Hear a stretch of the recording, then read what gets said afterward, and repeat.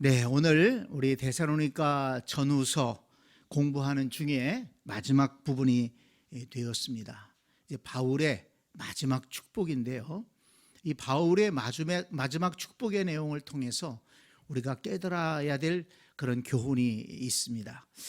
자, 먼저 우리 16절을 다시 한번 보겠습니다. 평강의 주께서 친히 때마다 일마다 너희에게 평강을 주시고 주께서 너희 모든 사람과 함께 하시기를 원하노라. 이렇게 축복했습니다. 원하노라. 정말 바울이 그렇게 되기를 원하는 마음이 있다는 것입니다. 데살로니가 교회 성도들이 이렇게 하나님의 은혜와 복을 받기를 원한다. 이런 마음이 있다는 것입니다. 저는 이 말씀을 읽고 묵상을 하면서 바울의 진심, 바울의 그 뜨거운 진심을 느낄 수가 있었습니다. 바울은 정말 데살로니가 교회 성도들을 사랑했다는 것입니다. 정말 그들이 잘 되기를 원했습니다. 그들이 은혜 받기를 원했습니다.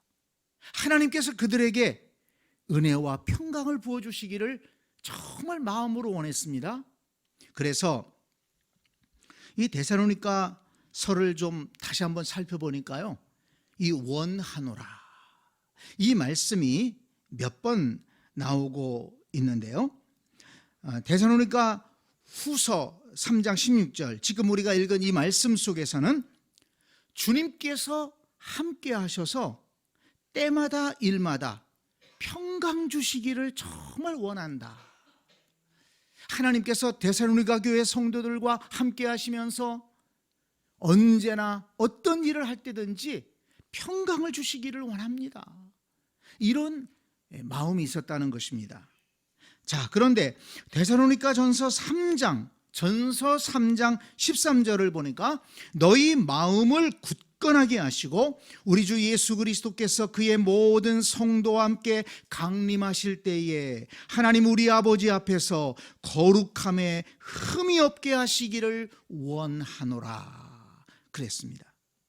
그런데 이와 비슷한 말씀이 데살로니가 전서 5장 23절에 나오는데요.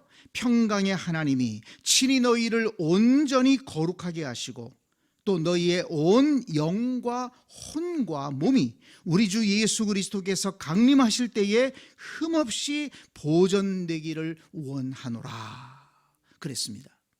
지금 바울이 원하는 게 뭡니까? 데살로니가 교회 성도들, 하나님께서 그들의 마음을 붙잡아 주셔서 주님의 강림이 있을 때까지 흔들리지 않고 끝까지 믿음을 지키고 끝까지 거룩함을 지키게 하여 주옵소서. 그런 간절한 마음이 있었다는 것입니다. 그뿐이 아닙니다. 데살로니가 후서 2장 17절을 보니까 거기 또 원하노라 이런 말씀이 나오는데요. 너희 마음을 위로하시고 모든 선한 일과 말에 굳건하게 하시기를 원하노라 그랬습니다. 하나님께서 너희 마음을 위로해 주셔서 모든 선한 일과 말에 굳건하게 하시기를 원한다. 지금 악한 사람들, 부당한 사람들이 이 데살로니가 교회 안에 있었다는 것 아닙니까? 그래서 이 데살로니가 교회 성도들을 괴롭혔어요. 힘든 가운데 있습니다. 그런데 하나님께서 위로해 주셔서 그런 고난 속에서 흔들리지 아니하고 선한 일을 계속하고 믿음의 말을 하면서 믿음을 지키기를 원했다는 것입니다. 자, 그리고 또 한 가지 데살로니가 후서 3장 5절 말씀을 보니까 주께서 너희 마음을 인도하여 하나님의 사랑과 그리스도의 인내에 들어가게 하시기를 원하노라 그랬습니다. 역시 데살로니가 교회 성도들의 마음을 인도해 주셔서 그들이 그리스도의 인내를 본받아서 여러 가지 고난 속에서도 낙심하지 않고 하나님의 사랑 안에 들어가기를 원한다. 끝까지 믿음을 지키고 하나님 나라에 들어가기를 원한다. 이런 마음입니다. 특히나 이 말씀들을 보면 바울이 원하노라 이렇게 얘기하는데, 거기에 데살로니가전서 3장 13절에 보면 너희 마음을 굳건하게 하시고, 또 데살로니가 후서 2장 17절에 보면 너희 마음을 위로하시고, 또 데살로니가 후서 3장 5절에는 너희 마음을 인도하여, 마음을 강조했어요. 지금 하나님 앞에 간구하면서 소망을 얘기하면서 너희 마음을 하나님께서 굳건하게 하시고 너희 마음을 위로해 주시고 너희 마음을 인도해서 믿음 안에 서기를 원한다. 그러니까 보십시오. 바울이 데살로니가 교회 성도들의 마음을 생각하고 있다는 거예요. 정말 저들의 마음이 흔들리지 않기를 원한다. 저들의 마음이 얼마나 힘들까. 그런데 하나님께서 그 마음을 위로해 주셔서 그 힘든 마음이 흔들리지 않고 굳건하게 서서 믿음에 승리하기를 원한다. 자, 여러분, 누군가를 생각할 때 그 사람의 마음을 생각할 정도가 된다면 그건 진심 아닙니까? 그냥 대부분의 사람들은요, 그냥 겉모습만 봐요. 그리고 또 어려운 일을 당해도 힘든가 보다, 이 정도로 생각을 하죠. 근데 정말 생각하는 사람은요, 그 사람의 마음을 생각해 줍니다. 얼마나 힘들까? 얼마나 외로울까? 얼마나 그 일 때문에 걱정 많이 하고 눈물을 많이 흘릴까? 마음을 생각하는 거예요. 그러면 내 마음이 글로 가는 것 아닙니까? 그게 진정한 교제고, 정말 그것이 진정한 그리스도 안에서의 사랑의 교제가 아니겠습니까? 그러니까 바울이 지금 데살로니가 교회 성도들을 향해서 이렇게 되기를 원한다는 것은 그냥 습관적으로, 의례적으로 그렇게 얘기하는 게 아니에요. 정말 바울이 그들의 마음을 바라보면서 그들의 마음이 힘들고 그들의 마음이 외롭고 그들의 마음이 흔들릴 것을 생각하면서 하나님, 그들의 마음을 굳건하게 해 주옵소서, 위로해 주옵소서, 그들의 마음을 인도해 주옵소서. 바울이 마음을 다해서 그들을 위해 축복하고 있는 것입니다. 성도 여러분, 이것이 그리스도인들의 진정한 교제입니다. 진심이 느껴지지 않습니까? 저와 여러분이 우리 신앙생활하면서, 특히 우리 함께 신앙생활하는 우리 교우들끼리 이렇게 마음을 나누고 마음을 생각해주고 이렇게 정말 진심이 느껴지도록 그렇게 위해 줄 수 있는 그런 우리가 될 수 있기를 바랍니다. 거칠애적으로, 의례적으로 밥 한번 먹읍시다, 이렇게 그냥 의례적으로 지나가는 게 아니라 정말 성도 한 사람 한 사람을 생각하면서, 또 우리 목장에서, 또 전도회에서 그 한 사람 한 사람의 마음을 생각하면서 하나님, 그의 마음을 굳건하게 하여 주옵소서, 마음을 위로하여 주옵소서, 마음을 인도해 주옵소서. 그렇게 우리가 생각해 주고 축복해 줄 수 있는 우리가 될 수 있기를 바랍니다. 자, 그런데 바울이 지금 무엇을 축복하고 있습니까? 자, 16절을 보니까 평강의 주께서 친히 때마다 일마다 너희에게 평강을 주시고, 평강을 주시기를 위해서 축복하고 있습니다. 왜 그럴까요? 왜 평강을 구할까요? 여기뿐만 아니라 바울은 항상 이 성도들에게 편지를 쓸 때 너희에게 은혜와 평강이 있기를 원한다, 꼭 평강을 그렇게 기원하는 것을 볼 수가 있습니다. 그건 당연합니다. 왜냐하면 우리 인생이, 우리가 살아가는 데 있어서 모든 순간 또 모든 일을 할 때 이 평강의 은혜가 꼭 필요하기 때문입니다. 이 어려운 인생을 우리가 살아가지 않습니까? 어떤 일이 어떻게 전개될지 아무도 모릅니다. 이유도 없이 고난당할 때가 많이 있지 않습니까? 힘들게 수고하지만 그 수고의 열매를 못 먹는 경우가 있어요. 얼마나 안타깝습니까? 그러니까 바울은 데살로니가 교회 성도들을 정말 마음으로 생각하면서 정말 너희들이 하나님의 평강을 누리기를 원한다. 신앙생활, 가정생활, 직장생활에서 하나님이 은혜를 부어주셔서 평강의 은혜를 부어주셔서 형통한 삶을 살기를 원한다. 이렇게 축복하고 있는 것입니다. 시편 1편에 나오는 것처럼 저는 시냇가에 심은 나무가 시절을 쫓아 때를 따라 열매를 맺으며 그 잎사귀가 마르지 아니함 같으니 그 하는 일이 다 형통하리로다. 이게 진정으로 그들이 형통한 삶, 평강의 삶을 살기를 원하는 것이죠. 그런데 여기 보니까 평강의 하나님이 그 평강의 복을 누가 주시나요? 평강의 하나님이 주신다는 거예요. 평강은 바울이 주는 게 아니에요. 바울은 지금 축복할 따름입니다. 기도할 따름입니다.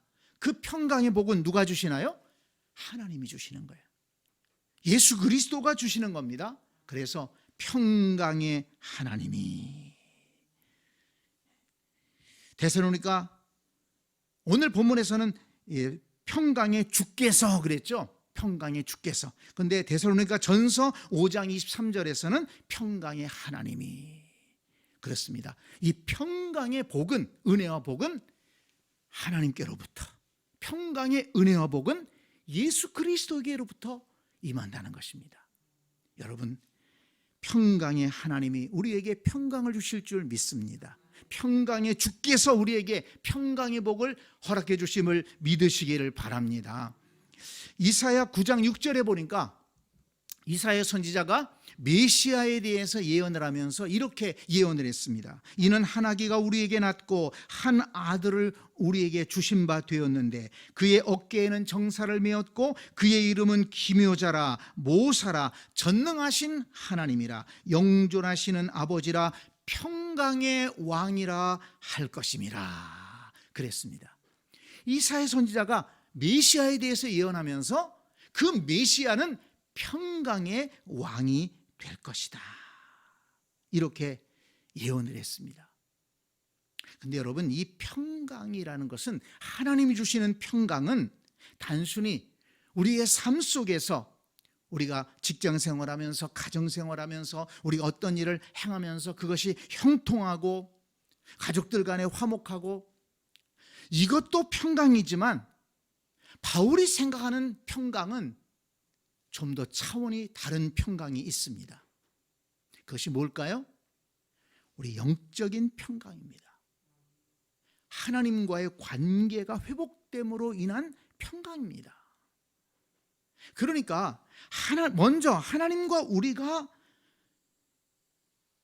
원수되었는데 이제 예수 그리스도로 말미암아 하나님과 화목하고, 그래서 우리 안에 하나님의 나라가 임하고 하나님과 우리가 동행하고 하나님의 자녀가 되고, 그리고 하나님 나라에 들어가게 되는 이 모든 구원의 여정이 바로 이 바울이 기도하는, 바울이 축복하는 이 평강 속에 들어가 있다는 것입니다.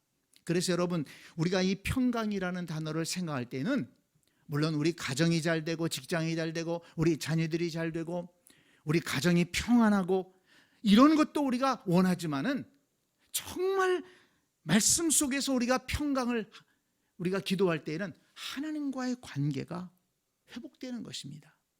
바울은 이것을 축복하고 있는 거예요. 자, 여러분, 우리가 에베소서 2장 말씀을 한번 보겠습니다. 에베소서 2장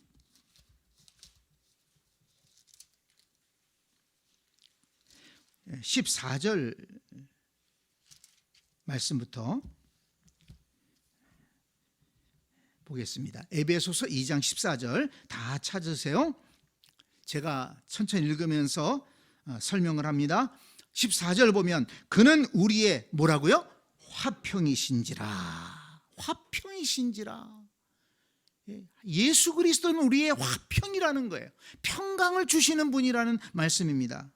그래서 둘로 하나를 만드사 원수된 것 곧 중간에 막힌 담을 자기 육체로 허시고, 막힌 담을 허시는 분입니다. 법조문으로 된 계명의 율법을 폐하셨으니 이는 둘로 자기 안에서 한 새 사람을 지어 화평하게 하시고, 또 십자가로 이 둘을 한 몸으로 하나님과 화목하게 하려 하심이라. 원수된 것을 십자가로 소멸하게 하시고, 원수된 것을 십자가로 소멸하게 하셨다. 하나님과 우리 사이가 원수되었다는 거예요. 뭐 때문에? 죄 때문에. 하나님과 우리 사이가 다시는 만날 수 없었어요. 하나님의 구원의 은혜가 우리에게 임할 수 없었습니다. 그런데 십자가로 원수된 것을 소멸했다. 예수님이 십자가에서 죽으심으로 우리의 죄를 담당하셨기 때문에 그 십자가로 인해서 하나님과 우리 사이가 화평을 이루게 되었다는 것입니다. 자, 17절. 또 오셔서 먼 데 있는 너희에게 평안을 전하시고 가까운 데 있는 자들에게 평안을 전하셨으니, 이방인들에게도 평안을 전하시고 또 지금 가까이 있는 유대인들에게도 평안을 전하셨다는 것입니다. 그러므로 이제부터 너희는 외인도 아니요 나그네도 아니요 오직 성도들과 동일한 시민이요 하나님의 권속이라. 너희는 사도들과 선지자들의 터 위에 세우심을 입은 자라. 그리스도 예수 안에서 친히 모퉁이 돌이 되셨느니라. 아멘. 예수님께서 평강의 왕으로 이 땅에 오셔서 십자가로 하나님과 우리 사이의 죄의 장법을 허물어 주셨기 때문에 하나님과 우리가 화목할 수 있었고, 그리고 또 이방인과 유대인이 하나 될 수 있게 되었다는 것입니다. 그래서 예수님은 모퉁이 돌이다, 이렇게 말씀을 했습니다.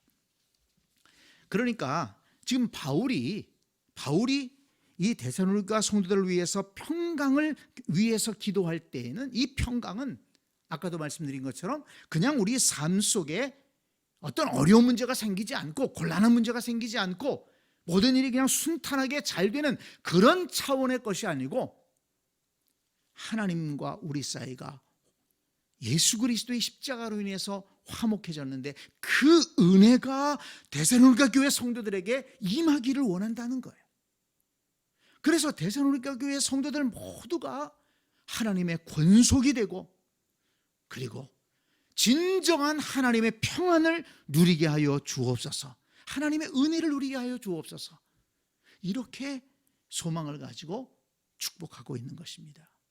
성도 여러분, 이것이 어떻게 보면 세상에서 누리는 평화, 참 그것도 귀하지만 하나님과 우리가 누리는 그 평안, 그것이 더 중요하지 않습니까? 거기에서부터 시작돼야 되지 않습니까? 성도 여러분, 이 평안이, 이 평강의 은혜가 우리 모두에게 충만하게 임하기를 간절히 축원합니다. 그리고 이 평강의 은혜가 우리 가족들에게도 임할 수 있게 되기를 원합니다. 우리 자녀들이, 우리 가족들이 그냥 세상에서 직장 생활 잘하고 뭐 그냥 별 탈 없이 살아가니까 됐다라고 생각하지 말고, 그것도 참 귀한 일이지만 그것을 위해서 우리가 기도해야 되지만, 그러나 한 걸음 더 나아가서 과연 그들의 영혼이 하나님의 평강의 은혜를 누리고 있는가, 하나님과 화목하고 있는가, 하나님 나라에서의 평강을 누리고 있는가, 우리가 이것을 생각하고 이 은혜가 그들에게 정말 임하도록 우리가 사모하고 기도하고 축복해야 된다는 것입니다. 그런데 이 말씀을 오늘 다시 한번 그 에베소서 2장 말씀을 쭉 읽고 묵상을 하면서 그 20절에 그리스도 예수께서 친히 모퉁이 돌이 되셨느니라, 모퉁이 돌이 되셨다, 이 말씀이 은혜가 됐습니다. 이 모퉁이 돌이 뭡니까? 이쪽 벽과 이쪽 벽을 연결하는 거예요. 그래서 건물이 온전하게 세워지는 거죠. 그래서 거기 21절에 보면 그의 안에서 건물마다 서로 연결하여 주 안에서 성전이 되어가고 그러지 않았습니까? 예수 그리스도가 모퉁이 돌이 되어서 이방인과 유대인들이 하나의 성전으로 세워져 가고, 이런 감사함이 있다는 것입니다. 여러분, 저와 여러분도 모퉁이 돌의 사명을 잘 감당해야 될 줄로 믿습니다. 서로 연결하는 사명입니다. 나눠지게 하는 사명이 아니라, 여기 에베소서 2장에서 계속 강조하는 것이 뭡니까? 그는 우리의 화평이신지라 둘로 하나를 만드사. 둘로 하나를 만들었다고 그랬어요. 모퉁이 돌이 되셔서. 여러분, 우리는 하나를 둘로 만드는, 쪼개는 자가 아니라 우리는 나눠진 것을 하나 되게 하는 그런 성도의 삶을 살아야 될 줄로 믿습니다. 그것이 예수 그리스도의 삶을 닮아가는 것입니다. 어떤 경우라도 우리는 나뉘어지는데 앞장서면 안 됩니다. 갈라지게 하고 시기하게 하고. 여러분, 거기에는 은혜가 임하지 않습니다. 나눠지게 하고 갈라지는 곳에는요, 거기는 하나님의 은혜가 임하지 않아요. 그렇게 앞장선 사람들이 복된 삶을 살지를 못합니다. 굉장히 의로운 것처럼 주먹을 쥐고 그렇게 나서지만은 아닙니다.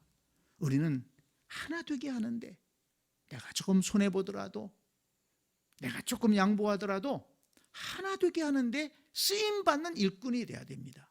예수님이 모퉁이 돌로 쓰임받아서 십자가로 하나가 되게 하셨듯이 저와 여러분도 하나 되게 하는 일꾼으로 쓰임받을 수 있게 되기를 바랍니다. 우리 마음속에 소망해야 됩니다. 보통 때는 잘 모릅니다. 그러나 어떤 문제가 생겼을 때, 그리고 그 문제가 나하고 연결될 때, 그때 조심해야 됩니다. 이 말씀을 우리가 마음속에 새겨둬야 될 이유가, 보통 때는 다 괜찮아요. 좋을 때는 다 괜찮습니다. 그렇지만 어떤 갈등이 생길 때, 그리고 그 갈등이 나와 관련이 있을 때, 그때 내가 어떻게 판단하고 어떤 길로 갈 것이냐, 이 말씀을 우리 마음속에 새겨놓으면 그런 속에서 나 자신을 죽이고, 그리고 어떻게든지 가정이 하나 되게 하고 교회가 하나 되게 하고, 그렇게 쓰임받는다는 것입니다.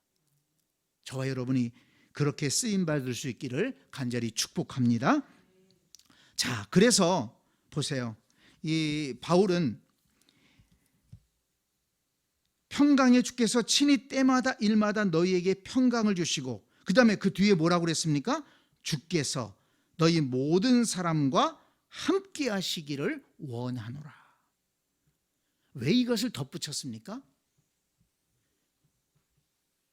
평강의 주께서 너희에게 평강을 주시고, 그렇죠. 평강의 주께서 평강을 주시려면 주님이 늘 함께 해야 되는 거예요.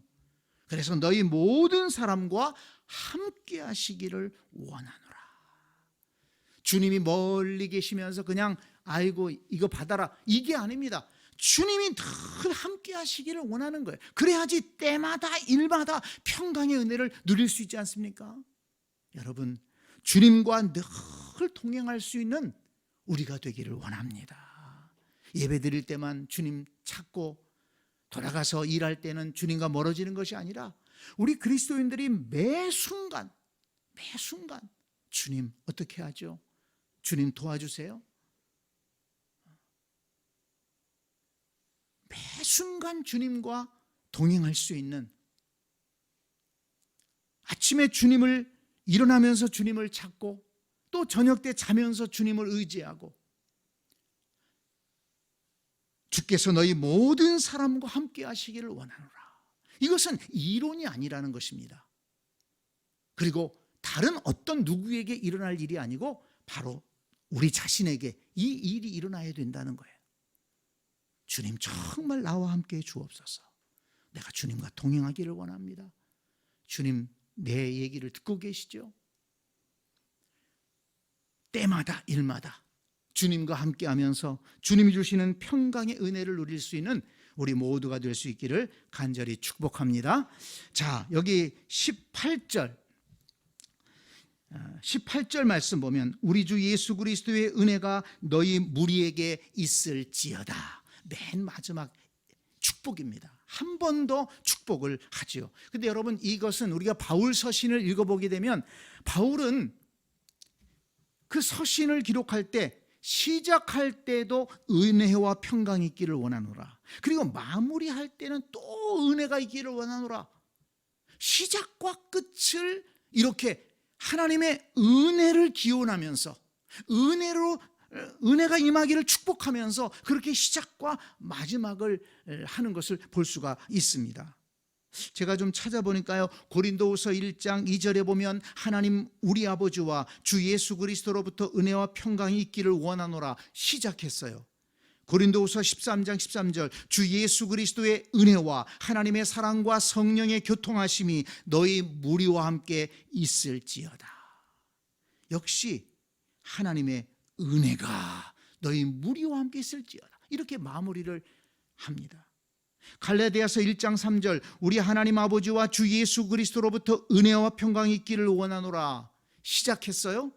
그 다음에 갈라디아서 6장 18절 형제들아 우리 주 예수 그리스도의 은혜가 너희 심령에 있을지어다.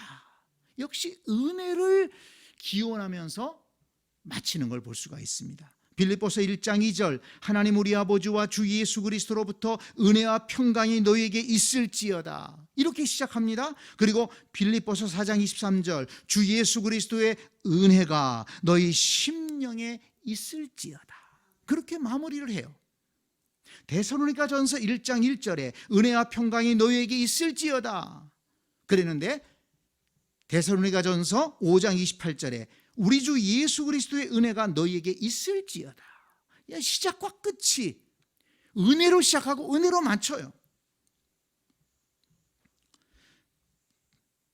데살로니가 후서 1장 12절에도 우리 하나님과 주 예수 그리스도의 은혜대로 우리 주 예수의 이름이 너희 가운데서 영광을 받으시고 너희도 그 안에서 영광을 받게 하려 하심이라 그랬는데 후서 3장 18절 오늘 우리가 읽은 이 본문에 보면 역시 은혜로 마치고 있습니다.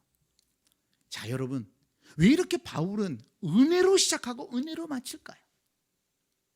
여러분, 그것이 우리의 인생이기 때문에 그렇습니다. 우리의 인생이 은혜로 시작하고 은혜로 마치는 거예요.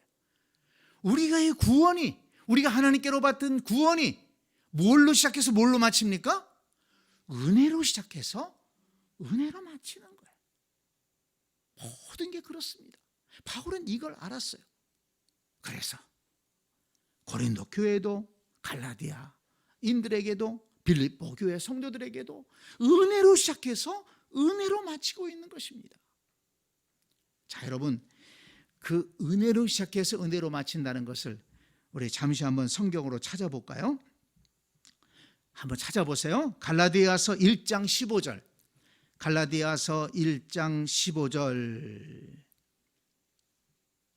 내 어머니의 태로부터 나를 택정하시고 그의 은혜로 나를 부르시니가 그랬습니다. 우리를 택하시고 부르신 것이 무엇 때문이라고요? 은혜로. 거기 은혜로라는 말에 그 단어에다 동그라미를 쳐놓으세요. 우리를 택하시고 부르신 것은 전적인 은혜입니다. 우리에게 택함 받을 어떤 의로움이 없다는 거예요. 그 다음에 로마서 3장 24절 보니까 그리스도 예수 안에 있는 속량으로 말미암아 하나님의 은혜로 값없이 의롭다 하심을 얻은 자 되었느니라. 우리를 택하시고 부르신 하나님의 은혜로 택하시고 부르심을 받았는데 역시 하나님의 은혜로 값없이 의롭다 하심을 얻은 자 되었다. 그 다음에 에베소서 2장 5절을 보면 허물로 죽은 우리를 그리스도와 함께 살리셨고 너희는 은혜로 구원을 받은 것이라. 그렇죠. 은혜로 구원을 받은 것이라. 그러니까 그 구원의 여정 가운데, 구원의 서정 가운데 모든 것이 다 은혜라는 거예요. 은혜로 택하시고 부르심을 받았습니다. 은혜로 값없이 의롭다 하심을 받았습니다. 은혜로 구원을 받았습니다. 뿐만 아닙니다. 자, 로마서 5장 15절 말씀을 보니까, 로마서 5장 15절을 보니까 더욱 하나님의 은혜와 또한 한 사람 예수 그리스도의 은혜로 말미암은 선물은 많은 사람에게 넘쳤느니라. 그러니까 예수 그리스도로 인해서 우리에게 하나님이 주시는 선물이 있는데, 그 선물은 구원의 선물도 있지만 또 많은 선물이 예수 그리스도로 말미암아 우리에게 임한다는 것입니다. 그 선물이 뭘까? 야고보서 1장 17절을 보니까 온갖 좋은 은사와 온전한 선물이 다 위로부터 빛들의 아버지께로부터 내려오나니 그는 변함도 없으시고 회전하는 그림자도 없으시니라 그랬습니다. 온갖 좋은 은사와 온전한 선물이 예수 그리스도의 은혜로 말미암아 우리에게 주신다는 것입니다. 고린도전서 15장 고린도전서 15장 10절을 보니까 그러나 내가 나 된 것은 하나님의 은혜로 된 것이니 내게 주신 그의 은혜가 헛되지 아니하여 내가 모든 사도보다 더 많이 수고하였으나 내가 한 것이 아니요 오직 나와 함께 하신 하나님의 은혜로라. 아멘. 바울이 얼마나 위대한 사도입니까?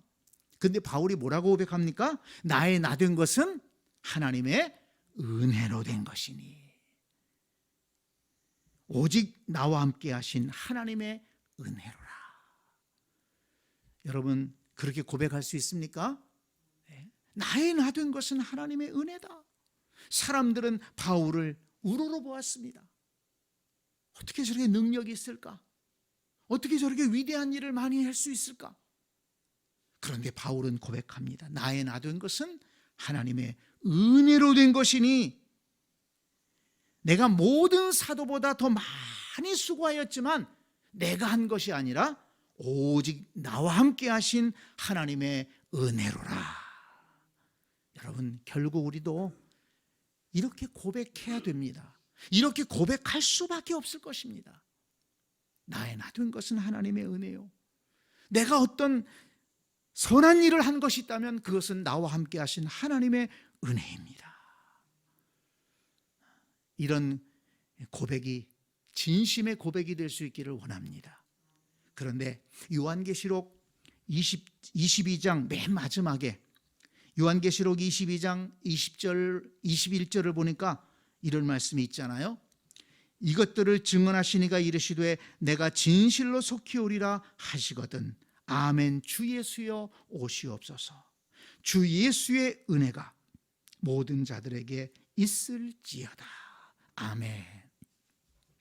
성경의 맨 마지막이 뭘로 마치고 있어요? 주 예수의 은혜로 마치고 있는 거예요. 예수님이 지금 재림하실 거예요.